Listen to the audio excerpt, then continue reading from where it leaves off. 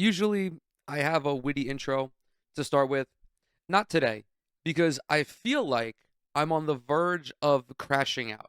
Over the last month, 5, 6 weeks or so, there has been constant debate and constant dialogue about the NBA's television ratings. This has somehow monopolized a large portion of talk on social media and even a portion of talk on television. This comes up every so often. This is not news to anybody, but there are fewer people watching the NBA on television than before.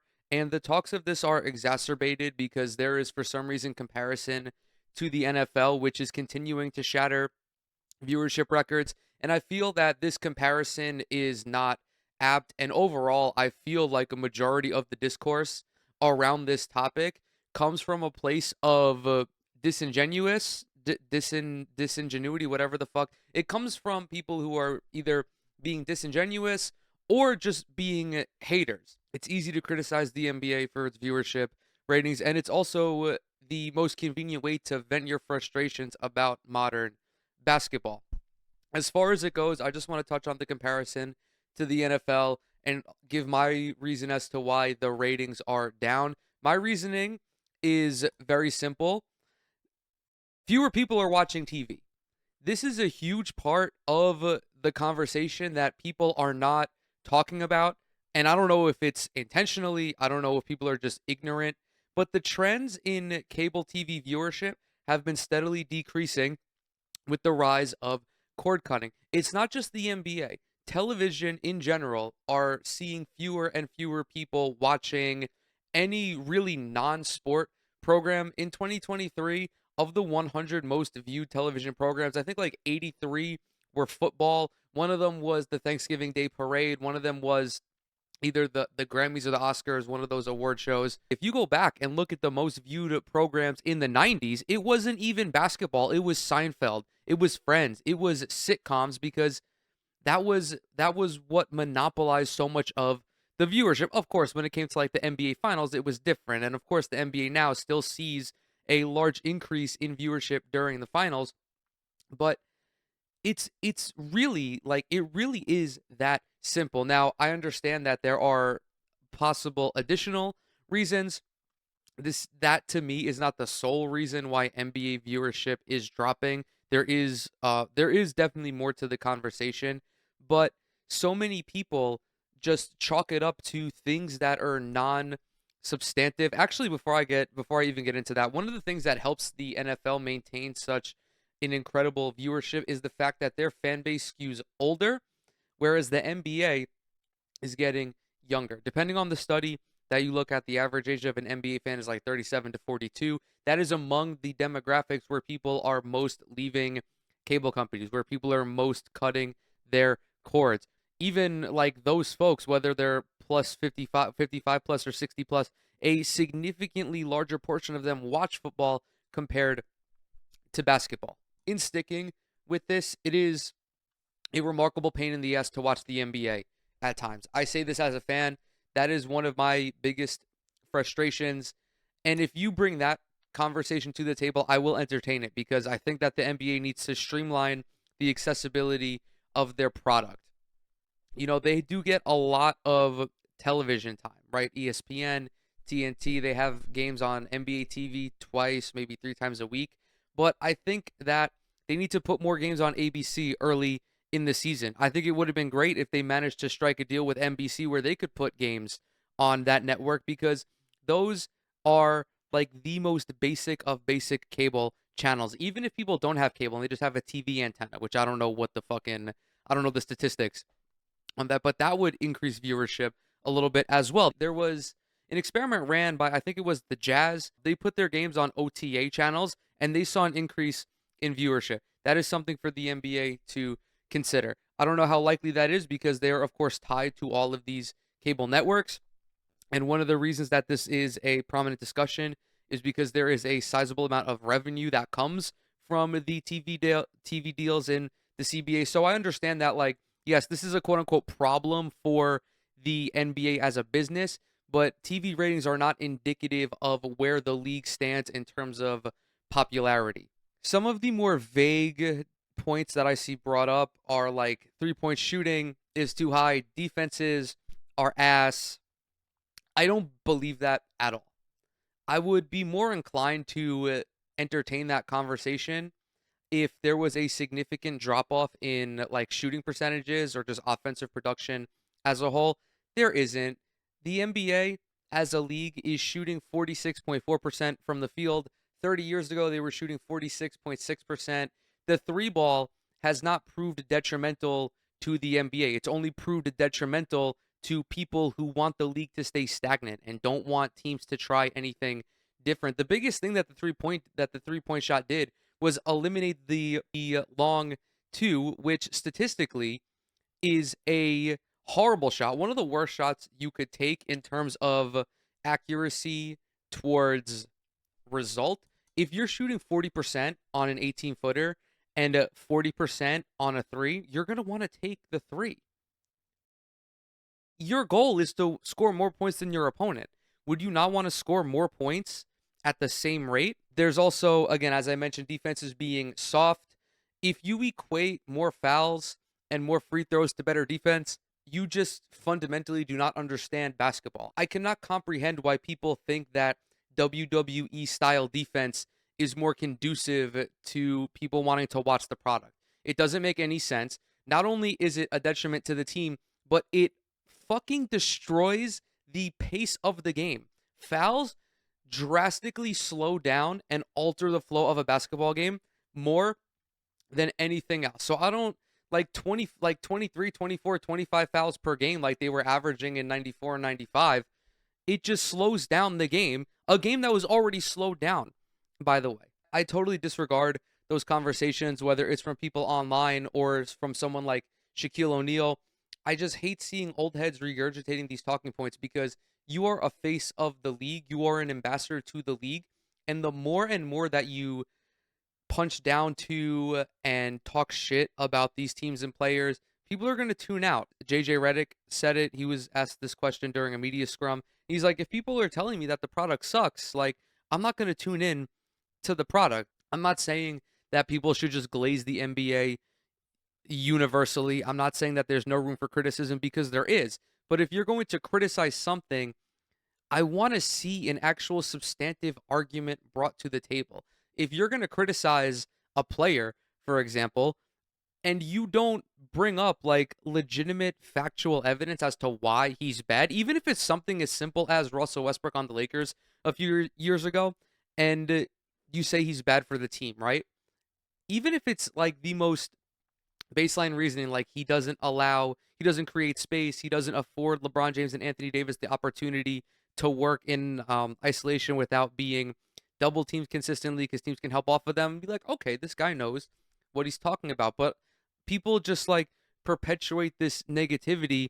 And not only is it frustrating to see, but it gums up the lines of communication between the league and the fans who actually want to see changes made. Adam Silver came out and said in a statement that they're investigating this trend of increased three-pointers. He did not need to say that. You do not need to give air to this argument. I will say in that same statement, he talked out of both sides of his mouth. He said additionally that the league is in a great spot, fan engagement is up, this, that, whatever. Like, that's great, but don't entertain this bullshit logic.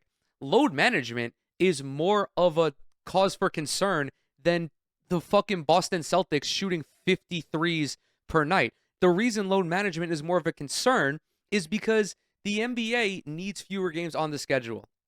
If you tell me that ratings are down because of load management and stars aren't playing consistently, I empathize with that. I understand that it sucks when you can't see John Morant or you can't watch LeBron. That is an actual talking point that the NBA needs to address. They need to lighten the load for their players. They instituted this NBA Cup, which I think is a fine idea and it's much better than I think it was.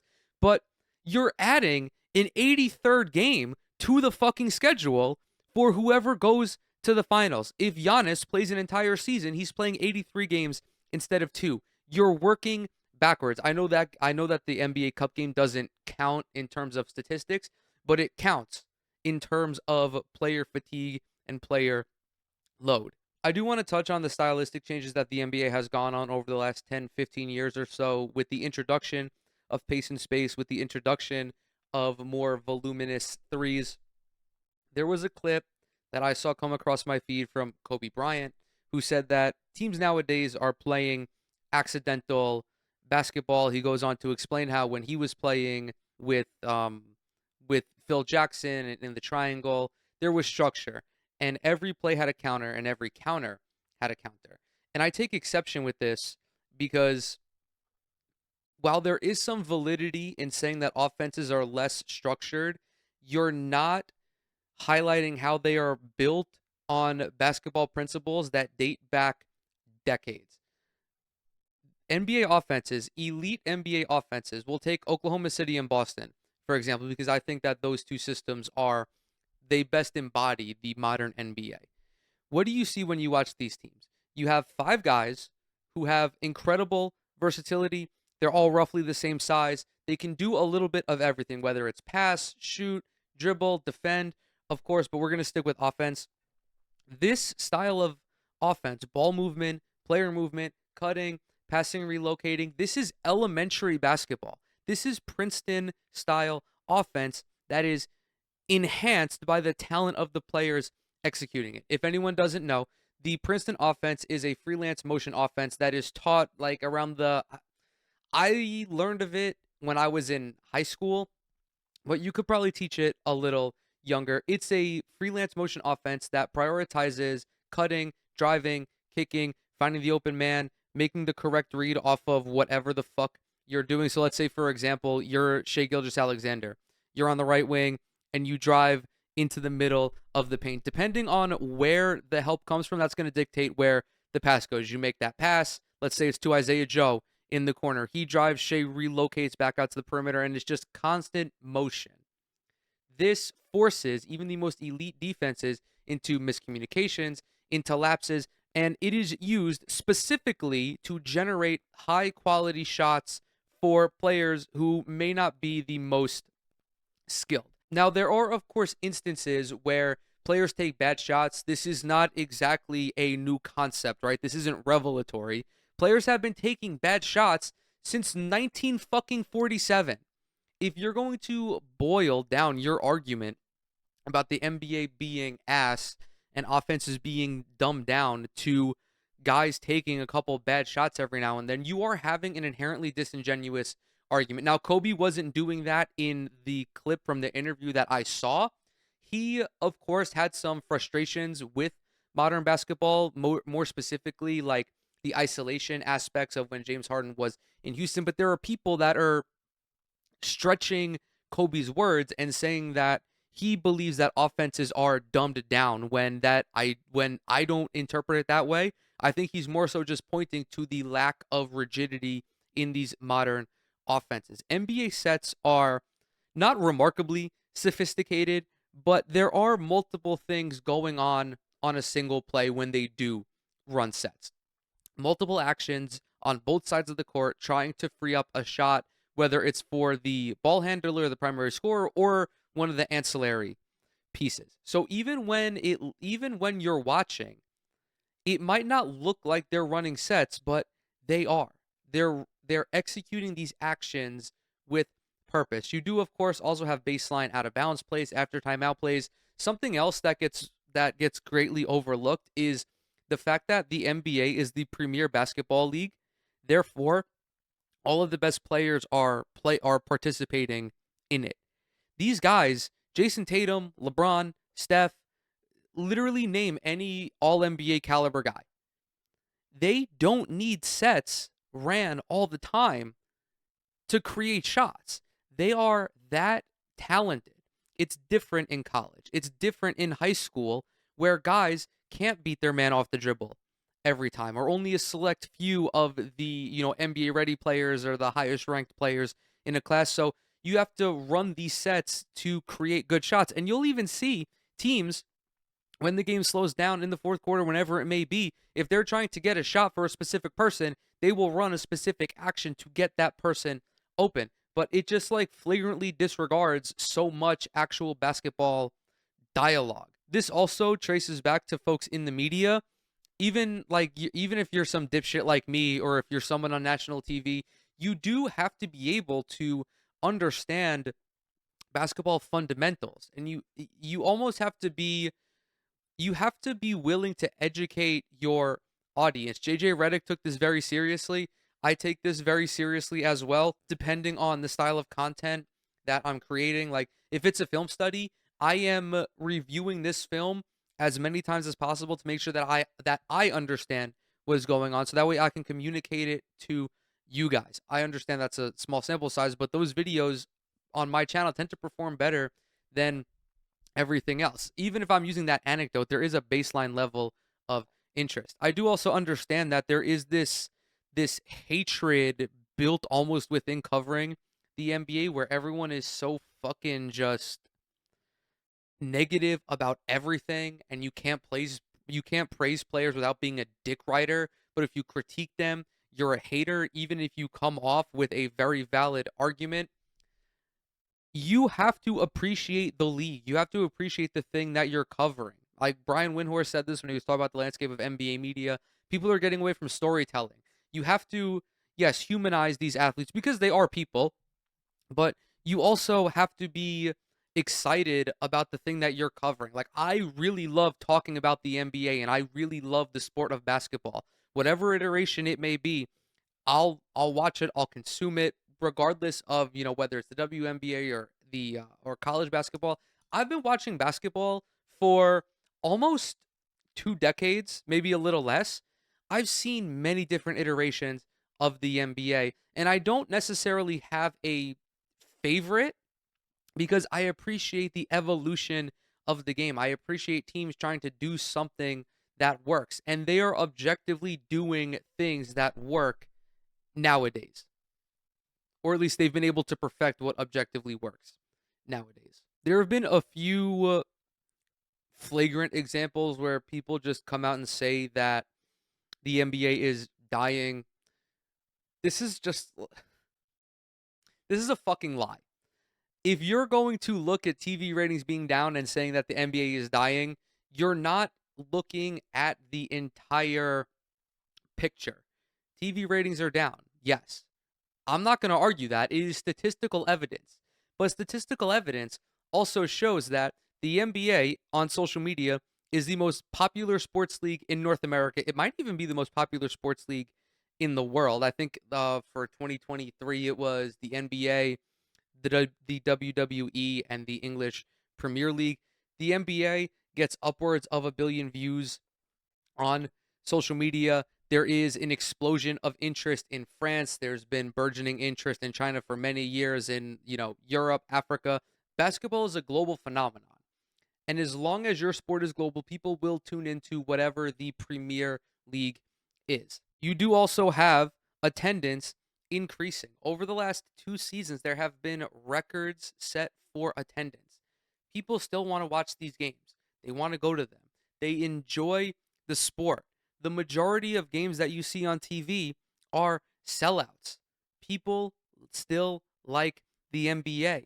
Sometimes, however, it is just a tremendous pain in the ass to try to watch a game on television. And of course, this also doesn't account for all of the people who are allegedly watching these games using methods that they shouldn't be, right? So, yeah, television ratings are down, but to say that the league is dying is just trying to build a narrative that doesn't exist. The NBA is as popular as it's ever been, and even when LeBron, Steph, and KD retire, it is going to remain popular. Wemby got more than 1 billion views on social media as a rookie. Luka almost got 1 billion views on social media last year. There is young talent that is going to carry the NBA. Is there a clear face of the league after LeBron? No, I wouldn't say so, but that's up for the taking, right? But there are talented players. You have superstars waiting to take the spotlight and push this new generation into a level that perhaps the NBA hasn't seen yet. If you don't want to watch the NBA, That's fine. I implore you guys not to do things that you don't want to do.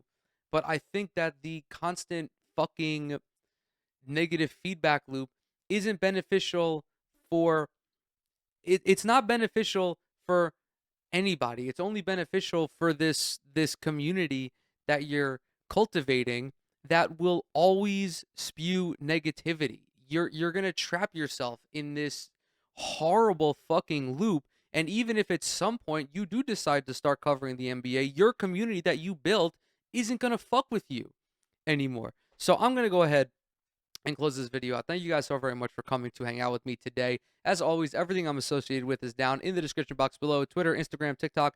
Subscribe to the channel. Leave a like on this video if you enjoyed it. Drop a comment as well. It really helps out with the algorithm. If you do any of those three things, you will become my new favorite person.